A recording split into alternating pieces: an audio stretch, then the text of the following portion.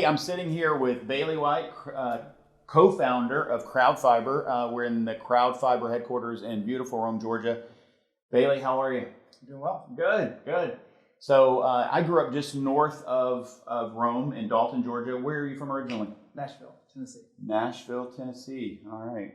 So let's talk about CrowdFiber. It's a big conversation in the market. I think a lot of people have heard of CrowdFiber, at least conceptually. Talk about CrowdFiber. What problem does CrowdFiber solve for our members? So let's see, a couple of things. First off, behind you, this is fun. We should probably take a shot at this at some point. We have the CrowdFiber launch date memorialized, June 17th, 2013. That was here in Rome, Georgia. CrowdFiber started, there's a lot of pieces that fit into it. But it started really as a way to help people be able to think about what's really out there, right? Be able to manage member expectations and be able to build new broadband networks that are really exciting for people and really high capacity. Okay. Was this a fever dream? Like you woke up in the middle of the night and thought, "I've got it"? Where did the idea come from? Well, so it came through an amalgamation of different things. Greg and I had worked for many years in consulting. We both had a background in software in Silicon Valley, and he was in San Diego. And we had been working on rural broadband in particular for many years. We'd seen all the challenges around it. And we designed CrowdFiber as a way to help the burden and in the rural broadband space. So you started with talking to internet providers? I mean, you just pick a small internet provider, where did it start? Yeah, so we actually worked with one that was pretty close here, and we had helped them get a lot of funding. And the president of the co-op sat down and said, "This is great. Got all this money now. I've got my engineering plans going. I've got everything. I got one more issue." He reached into his pocket and he pulled out the stack of business cards, Post-it notes, and torn off pieces of paper. Each one of those had somebody who'd been like, "Hey, sure, hook me up." Somebody in the grocery store or something like that. Yeah. And he said, "Look, everywhere I go, somebody's asking for this. I said, I need some system to be able to manage this." Yeah. But it's different than a regular e-commerce system because you need a system that can say, "You know what? We don't have anything built yet. Mm-hmm. We don't even know where we're going to build it yet. Mm-hmm. But we want to be responsive to members. We want to listen to where they want us to go, and then try to figure out a strategy based on all of that." Mm-hmm. So CrowdFiber is a software platform, fundamentally. So is it used by the member, or is it used by our members' customers or our members' members? Yeah, it's an interesting question. So you ask, like, is CrowdFiber a business to business, product, or is it business to consumer? Right. We sell business to business, right? Okay. So we sell to our members who are operators, but they are using it to engage with their membership, right? Their consumers. So part of our product is a consumer product. And do their customers see CrowdFiber? I mean, do they interact with CrowdFiber on their end, and what does that look like to them? So our goal has always been to be about our member, not about ourselves. Okay. So everyone who subscribes to CrowdFiber generally rebrands it. It's a white label solution, so it's fully branded as theirs. And we'll help them with that. We've got design folks and everything like that to be able to help them. We'll work with outside agencies, but it's really about the customer. And CrowdFiber is just powering that, and it's enabling our member not to have to build all those things from scratch. Okay. So when you're telling somebody for the first time about CrowdFiber and they say, well, what's the crowd? Why do I need CrowdFiber? How do you answer that question? You're talking to a general manager. Yeah. So there's so many different ways to approach a question like that, but usually we end up talking about kind of the three main things that CrowdFiber can do from a member-facing standpoint. Okay. So at the very beginning, when people are thinking about things, people use CrowdFiber all the time to be able to assess the need in the community. Okay. Right. So you can use it to be able to say, great, let's figure out the speeds in these particular census blocks and tracts. Let's see what members think about us getting into the business or not. Right. Let's actually see which providers who have told the FCC they serve this area. Let's see which of those really do, as confirmed by our participants. So CrowdFiber can do that kind of assessment, help people make better decisions about whether to enter the market or not, or whether to pursue upgrades or grants or funding. We've got a lot of customers that have done really well on the funding side by using CrowdFiber. And then, once it's a go, right, then CrowdFiber is that pre-sales tool, right? Okay. It can build all that demand. And then, once you're ready to light an area, CrowdFiber is your sales tool. And we've got this is crazy, but we've got one customer who now achieves 30% take rate in 24 hours when they launch a lit area in CrowdFiber. So tell me about that. So I think I understand it conceptually, but how do they increase their take rate? So they have they've got a great approach. So they first have a call to action about joining the list. It's very light. It's like you and I going to a restaurant and getting a table buzzer. Okay. So here you've got your little buzzer. You're sitting there waiting. You couldn't order off the menu. Couldn't do anything yet, right? Because you're not seated. Sure. Same thing there. You can't order the services or stuff like that. Mm-hmm. Once that area is lit, and now that area is available, that's just like you and I getting walked over to a table and having a seat. That's part right? of the area. Yeah. Now we get to look at the menu and talk to the waitress and get our order in. Sure. So that's exactly what the way they use CrowdFiber. And so now they notify those people, great, we've got a table for you. Come in and have a seat. Right? They go online, and within that 24-hour time window from opening up and seating those customers, so to speak, right? And just 24 hours after that, they will get up to 30% of the addresses in that area coming in, picking their products, signing an agreement, right? Agreeing to all the terms of services, and getting ready to schedule and install.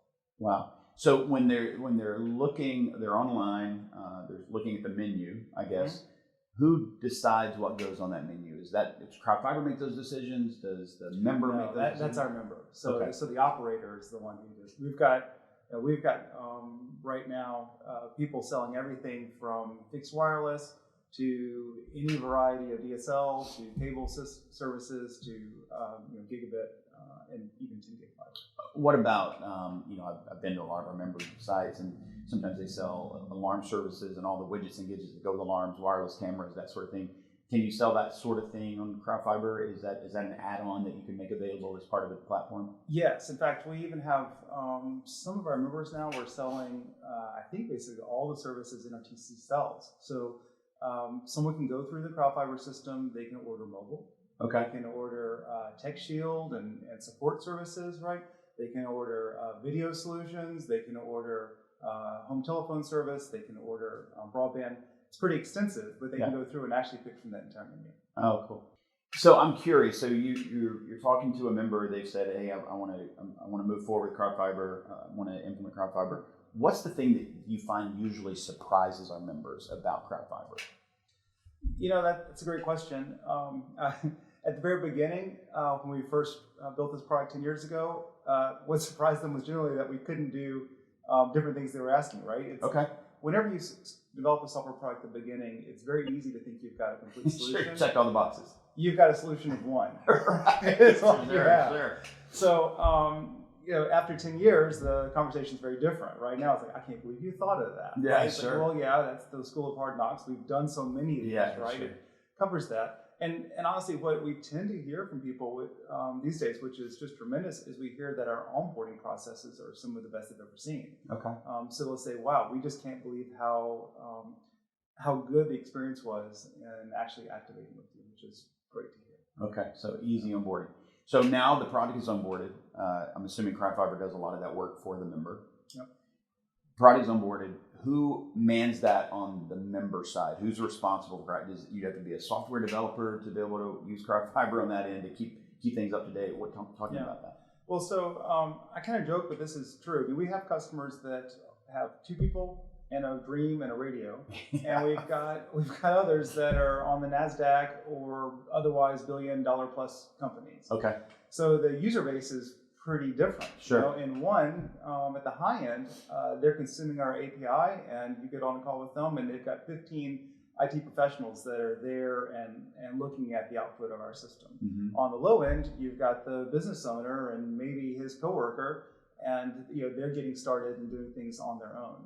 So we've had everyone from a co-op president to someone in member services be the kind of key focal point for us, right, in implementing the system and using it. And it just kind of varies a little bit depending on the organization. It's not a technical product in terms of a need to have HTML or development experience to be able to use. You can do it great with just being a comfortable computer user, but you can do a lot with the system if you get into some of the details with more technical people. Is there a way that a customer service rep, or on the electric side, often referred to as member services, can use CrowdFiber to make their jobs easier? I mean, I know it's a kind of a self-serving platform, but is there a way that a human can interact with it and even make their jobs easier? Yes, I mean, for me, the most fun part about working with the CrowdFiber system is the feedback we get from people that are super happy with it, right? Okay. So, I remember going to a user conference for OSS BSS partner of ours, and one of our customers came up and she said, and I had never met her before, right? But she said, wow, we are loving using CrowdFiber. And I'm like, really? Yeah, what is it? And I hear different feedback on things. For her, it was the way we put together all the pieces for her internal work. Okay. So the way she could see everything just on one or two screens, right? To go look at stuff. I've never had that before. I had to go to all these different applications and look at these different things. And this is 30 different tabs. Yeah.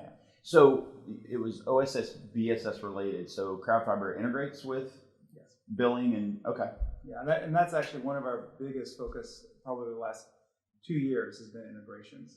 We did a lot originally in kind of a standalone environment because a lot of our customers were coming into this new. We now have customers, I guess, passing almost 30 million addresses across the U.S. Right, it's amazing, right? Well, and either passing them or working to pass, right? So sometimes it's just in the goal setting stage, but it is amazing, and so that means we need to support a lot of integrations. Okay. And so that's become a principal focus of ours. Cool. So you mentioned funding earlier. There's a lot of talk about funding, a lot of funding that's been made available to our members, various levels. How does CrowdFiber, or can CrowdFiber help our members in that funding phase? Can CrowdFiber help our members get that funding? Talk about funding in CrowdFiber, because it's a big topic right now. Yeah, I mean, I had a one that was kind of fun personally just early this week. So one of the first projects to look at who used CrowdFiber basically to explore initial need, right, was back in, I think, 2017. It was with a group called One Sumter. It's in Sumter County, Georgia, so here in our home state. It's the county that Jimmy Carter's from, right? And their group had identified a need to say, hey, we need to find a better way to have better communications right through our county. Another one of our members, actually Pineland Telephone, started partnering with them and figuring out how they could work together and things. And I just saw an announcement saying that project now had received $25 million of funds. Oh, cool. So total game changer for that county. It's where Habitat for Humanity has always been based and stuff. So really neat to see, and it's great to just be a very small part of seeing successes like that. Yeah. Well, let's talk about you were part of the early days of CrowdFiber. Recently, CrowdFiber was acquired by NRTC. Talk about what's changed since you've kind of been adopted into the NRTC family. How has that changed CrowdFiber? Yeah, that's a great question, probably for our team members as much as anyone. I would say. For me, I'm getting to the stage where I'm less stressed, which is that's cool. Yeah. So that's a positive. Because you're only 27. That's right. Right. plus 22. But when the business is on your shoulders, right, there's a lot of excitement, but there's also a lot of challenge and a lot of risk. Yeah. A little bourbon. Sure. Yeah. and so at any rate, it's been great to become part of cooperative. One of the reasons we thought NRTC was a good fit is because it shares the same attitudes, right, and the same feelings about what we called our customers, now we call our members. Okay. So we've always thought that the way you really grow, right, is through making people happy with the service. The irony of telecommunications in the United States is that even though the internet is this huge faceless thing, it's built by people who know each other. That's right. And, that's exactly right. And trust each other. And so that's always been a big focus, and that's why NRTC felt like a good fit for us. Okay, so good transition.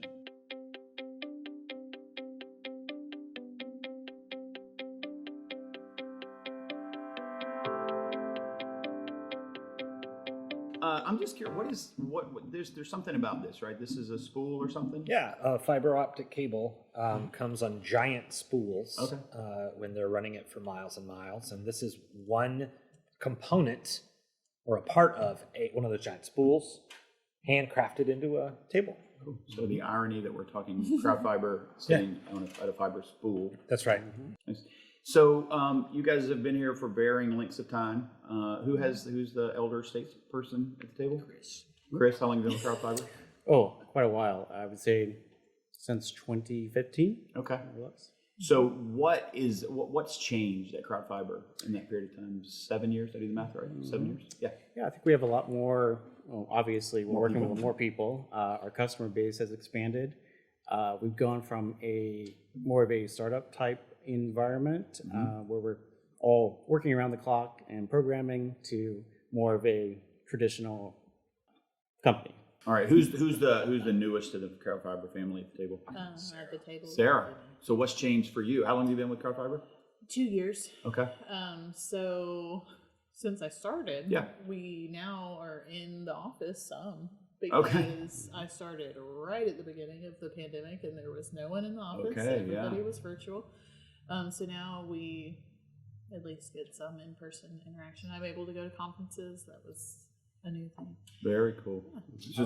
I was here, but I was in my pajamas, and you wouldn't come meet me, which is fine because I was in my pajamas, and it would have been embarrassing. Yeah, that's actually one thing that Every has once in a changed. while, there was another person that would come in, but I was sequestered to my office. They kept you separate from the other part of the office. Yes. So, Jim, what's changed for you at CrowdFiber since you've been here? Well, the biggest change for me, the most obvious change, I think, is the number of people. So when I was first here, I usually would see 4 or 5 people at a time. And I think it was 5 or 6 when I first got here, and now it's doubled. Okay. And what is that number? Is it 10 or 12? Is that the number? I think it's like 11. 11. Okay. Yeah, maybe 12. I think yeah. Okay. But I think seeing the different ways that people's jobs have changed when we went from everybody having to be able to cover everything all the time, like the people that first started all this, they might have to be running triage and figuring out what to do with incoming. Doing phone support, development, changing everything. trash bags.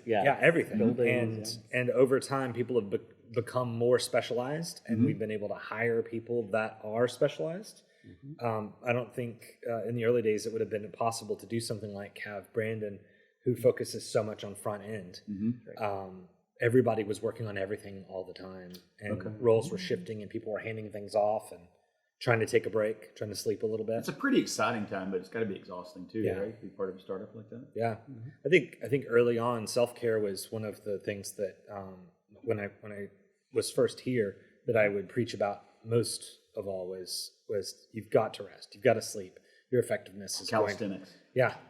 I would make them do 80s style jazzercise. Well, I'm sad I missed that. You missed I'm it, surprised by that, Jim. That's awesome. but I made them do it in later. We'll try to find some footage of that now. Yes. Yeah. That'd be great. So 11 people at CrowdFiber, doubled, and it started in, what year did CrowdFiber start? It's a great question. 2013? 2013. That was a test. We learned that earlier. There's a sign in that part of the office hanging up with the CrowdFiber launch. 2013. So in that period of time, 11. We're at 11 people now. Is ever all 11 here in Rome? No. We have a person we have Lucas, who is in Mexico right now. Okay.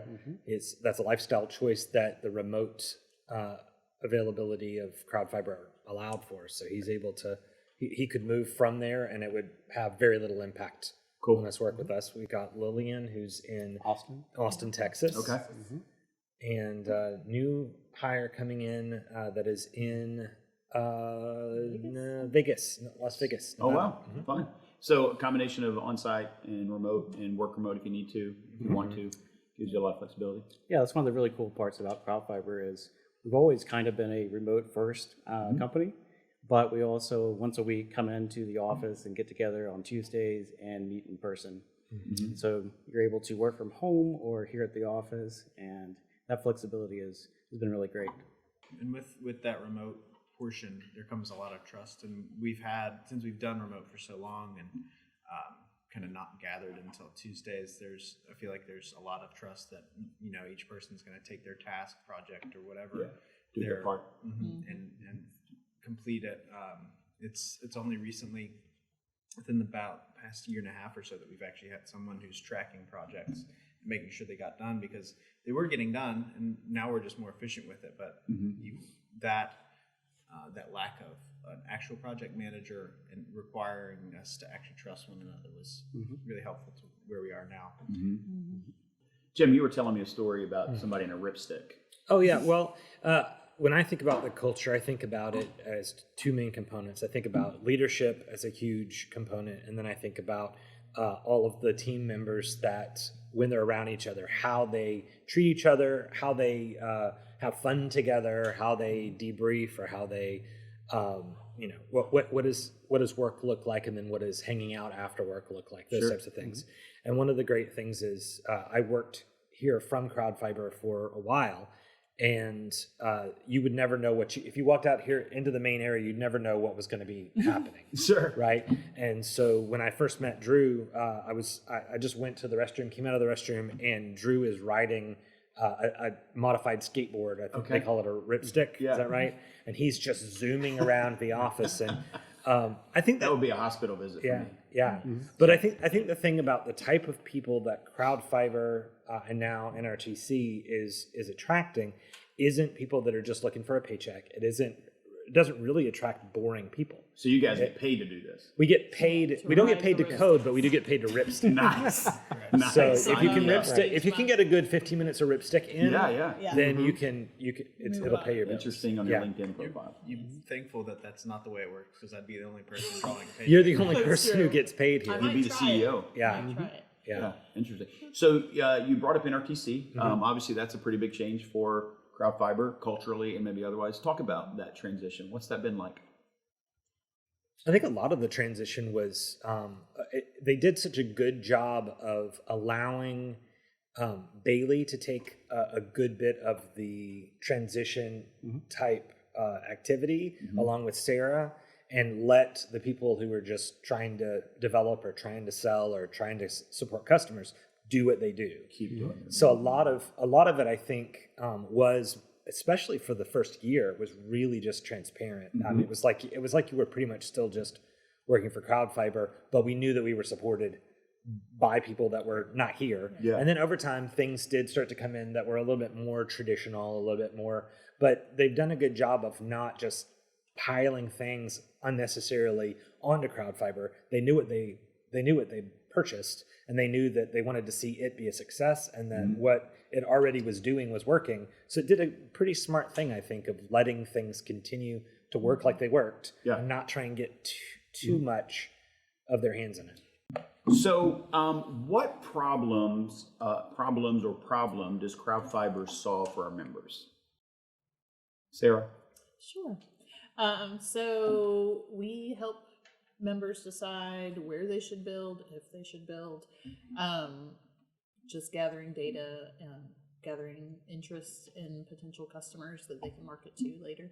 Yeah, we do a lot on the marketing side, like with direct mailings, for example, sending postcards out to different neighborhoods to try to get more signups. So CrowdFiber has our members have the ability to send postcards through the CrowdFiber platform? Yes. Tell me how that works. Give me the Reader's Digest version of what that looks like. Yeah, at a high level, you basically go in and create a contact list. So in CrowdFiber, we have what are known as zones, which are just geographic areas.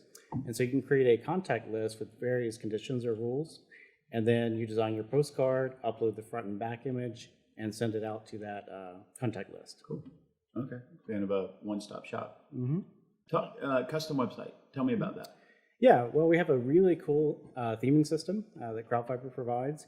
So it basically allows our customers to customize any aspect of it. So if they have a particular look and feel that they'd like to bring over from, say, their corporate or main website, we can port that over into the CrowdFiber platform.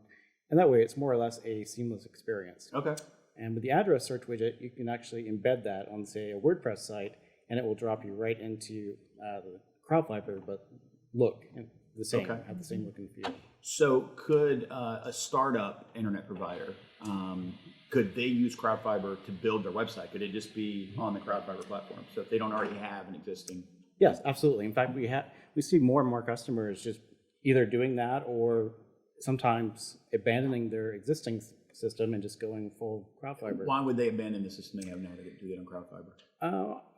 I think it comes down to having everything in one place, and it's just such a simple experience. Okay, so it's really easy. Right. You don't have to be a developer. You've got it. Yeah, do we provide a starter template, more or less. So you've got a standard products page, FAQ page, homepage. All the bones that a website needs. Right, and everything's designed to be responsive and mobile first from the beginning.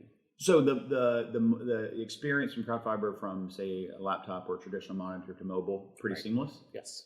Oh yeah. Okay. That is seamless. I think we get maybe 50% of registrations coming from I mobile would say devices. it's pushing to be more Maybe higher now. Yeah, everybody's more on the phone all mobile the time. than desktop. Yeah, and outside of business hours, for sure. Right.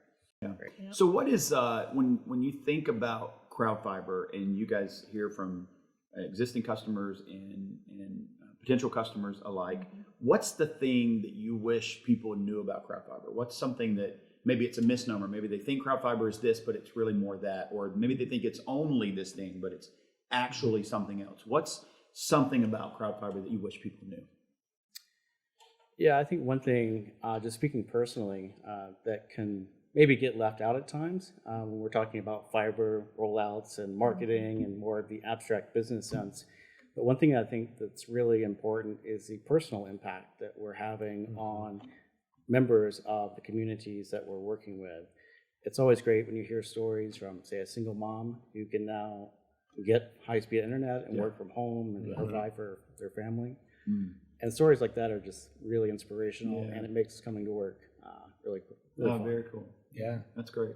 I think CrowdFiber being a company that revolves around bringing something that does not exist yet into an area that changes that area in a huge way and forever. Yeah. So to think about I wanted to live in Rome. My family was here, and one of my first thoughts in Ackworth was, I wonder what the internet's like there. Can I work from Rome? Well, if you imagine Rome where everything started here with CrowdFiber is not so small of a town. It's a pretty big town comparatively. But if you imagine rural areas and you think, I'd really love to go out, live on a farm, have all of the different lifestyle choices that I want, and work in a high-speed internet environment. Historically mutually exclusive. Yeah, right. So all the places that would love to have more people move out there to that location, but can't because the big cities are stealing them or really have held them hostage there a lot of times. Those people can move to where they want to be. They can move back home again in some cases where before they left, there wasn't any internet. Now there's high speed and they can just move back home, be around their childhood friends and family. Yeah. Yeah. That's great. Sarah, what about you? What comes to mind when you think, I wish people knew this about CrowdFiber? So the first thing that actually popped into my mind was Careful. This is the time. The first thing that popped into my mind was just when I tell people that I work for CrowdFiber, they don't know what CrowdFiber is. So I have not yet come up with a great explanation that does not go over a normal person's head. Yeah. That doesn't, when I talk at conferences, they're like, okay, Sure. address data. But outside of the industry. Right. Like sales and address marketing, data, sales and marketing for telecom Software as a companies. service. That all, Software as a service, right? yeah. Sure. So yeah, I'm still working on a normal person. But for our, say, existing customers, the folks you deal with, Yeah. what's maybe a common misnomer you get, or people think CrowdFiber is this, but it's more than that. What's the more than that that you would focus on? The thing that I see most often that gets overlooked is the marketing portion, like that Chris already talked about a little bit, is a lot of even our current folks that use CrowdFiber and have been using it for a while sort of miss out on that ability of the platform. So that's, I think, what I would... Yeah, I think you're right there because we do have a lot of marketing capabilities. We talked about postcards earlier. And in fact, we're actually in the process of rolling out a new feature that will let you embed QR codes on a postcard. And so for the first time, we'll be able to track conversions and how many people. So basically, you get the postcard, you scan the QR code, and it types your address in automatically. Oh, cool. So it makes the sign-up process more seamless. But we also tracks, how many people Right. How many people scan it, how many orders you have, the revenue that you're getting from those orders, broken down over time. Yeah. And That would be cool. emails are another big one too. It might be. Yeah. Yeah. We can send out emails just like we can send out direct mail. Through the right CrowdFiber from platform. Right. Right. You make a contact list and can send emails directly to those folks. Right. The direct mail is cool because you don't have to gather that data before you contact that person. Like CrowdFiber gathers the addresses for you. Yeah. That's right. So Okay. that's a cool feature. Cool. Anything you'd add to that? Anything? What is CrowdFiber something that does or doesn't do that people think it does or should do? Yeah, I don't have anything to add to what CrowdFiber the platform does, but I think one thing that's good about us is that we've got a small customer success team, but we're very driven to take care of our customers. Okay. So reach out to if you're a customer and you have any of our emails, we're going to be super driven to take care of you. And if you're not a customer but you're kind of on the fence, you'll be in good hands with this team. Awesome. Thanks, guys. Thank you. Our pleasure.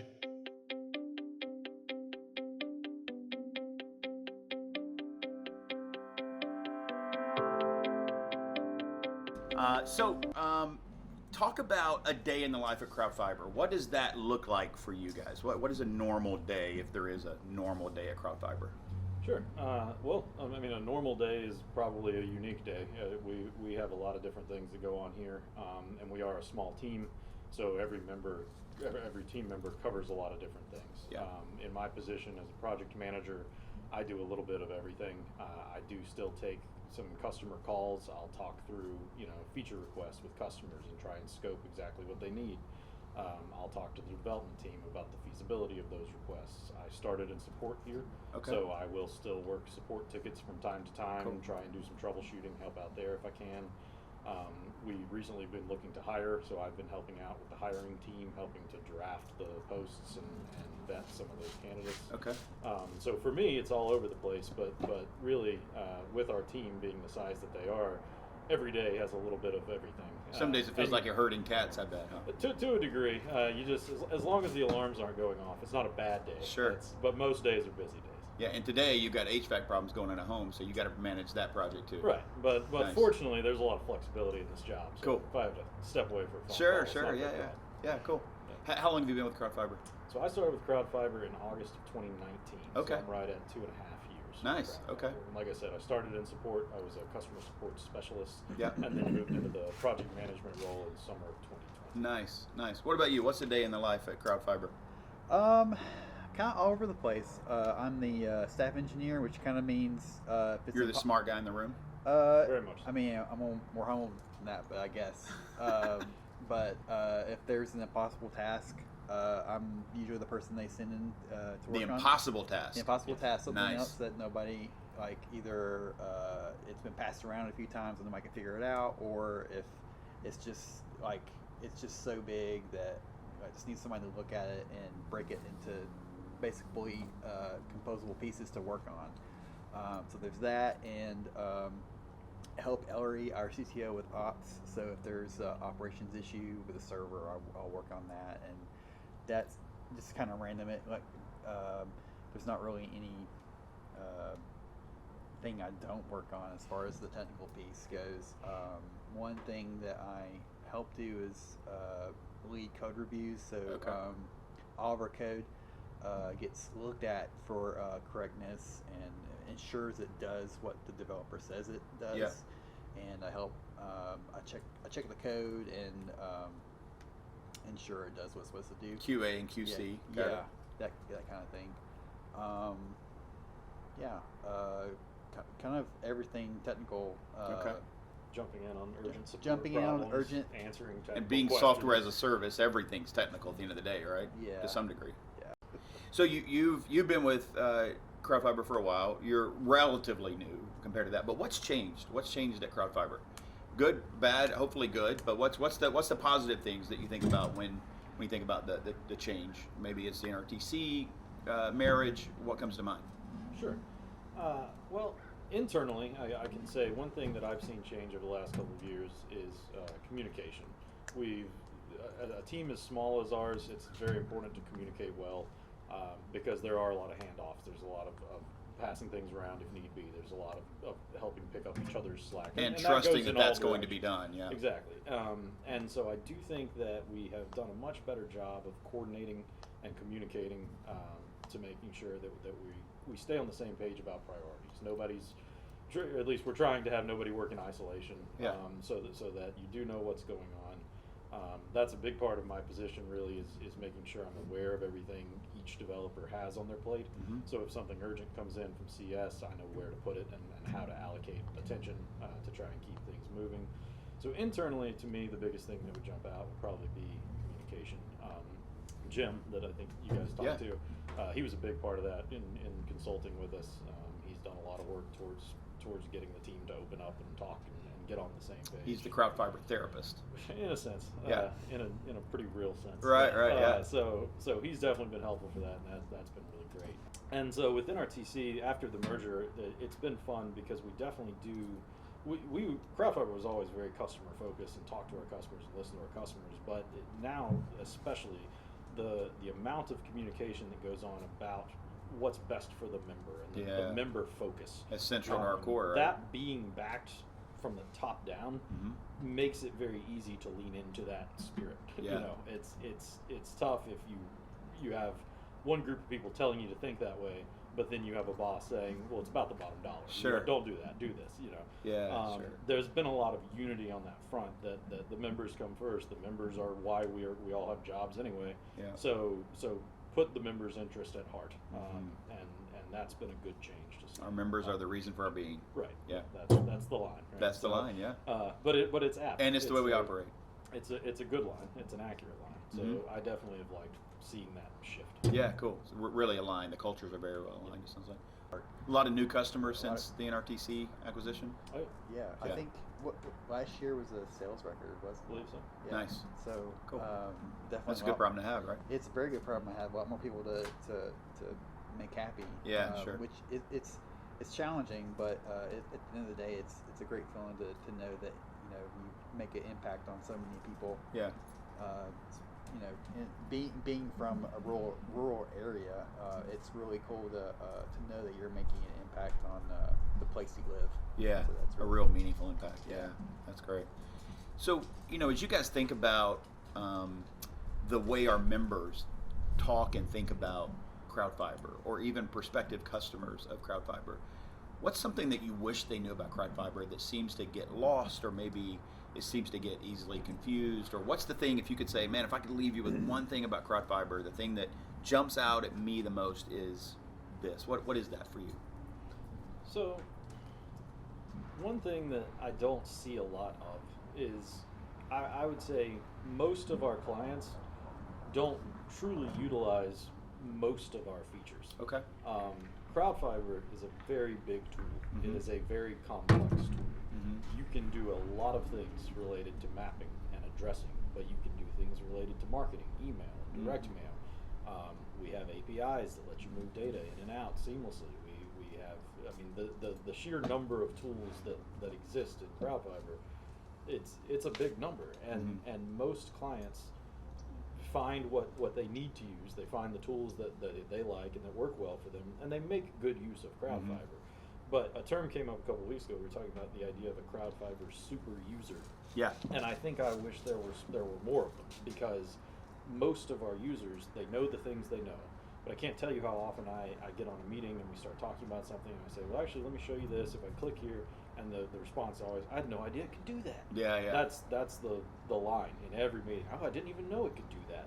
And so I really just wish that people understood exactly how much there is in the tool, because it's been built to empower these rural telcos and these co-ops to do exactly what they're doing. Yeah, sure. And they all use us for some of that, but very few of them use us for all of that, and they could. It's all there. And that's widely true for technology, though, I think, right? I mean, I heard somebody say once to call an iPhone a phone is like calling a BMW a cup holder. It's a thing that it does, but it's not all that it does, right? So I understand how it would be easy to get locked in on the thing that's worked for you, but yeah, to maximize some of the efficiencies and some of the tools, and we've heard a lot about the marketing, even sending out postcards, actual traditional snail mail.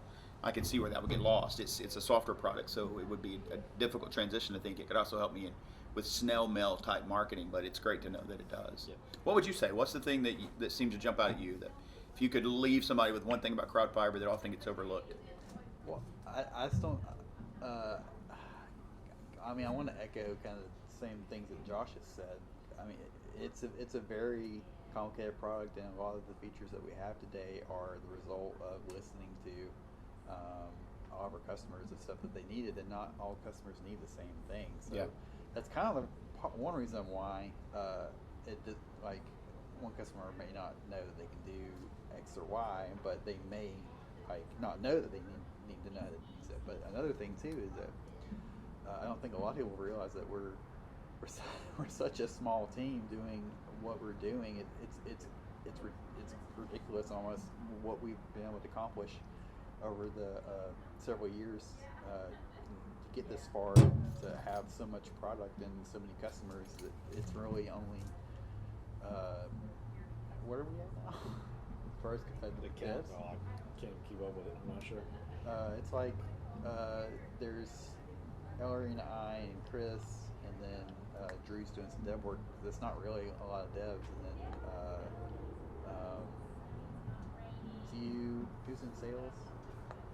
I mean, internally just Bailey, and then NRTC sales. Yeah. Coordinates as So well, I mean, we do a lot with not A small number of people. a small number of people. We're trying to fix that, but we do a lot for our for how big we are, for how small we are. So it's just, I don't think a lot of people realize that it's just a really neat thing, but we like to be able to do more. Yeah. And make our product even better. And we have a new hire this week, so that's really cool. But we'd like to continue to be able to do Yeah, I that think too. we talked to 11 people now, 11 or 12 people now at I think we only CrowdFiber. have 12 full-time employees. Yeah, that's great. Soon to be 13. Yeah. But to speak to Sean's point, right, we have currently 5 full-time devs, right? So that development team merged 52 meaningful changes to the app in the last 4 weeks. Wow. Okay. So that's As a non-technical guy, I'll just take your word for it that that's a lot. That's It sounds like that's a a lot. not insignificant number. Okay, go. It's a lot. Yeah. It's a lot. Yeah. I mean, for 5 guys in 4 weeks to make 50 changes to the app. Yeah. And that's a perfectly typical. And not breaking a ton of things. Right. That's, Yeah. Which can happen. Yeah. That well, which speaks is to the why peer communication. review is super Yeah. helpful. So the idea of peer review and the way developers communicate, we don't put one line of code into the app that hasn't been seen by at least 2 sets of eyes. Sure. And that helps prevent a lot of problems that Of would course. otherwise show up.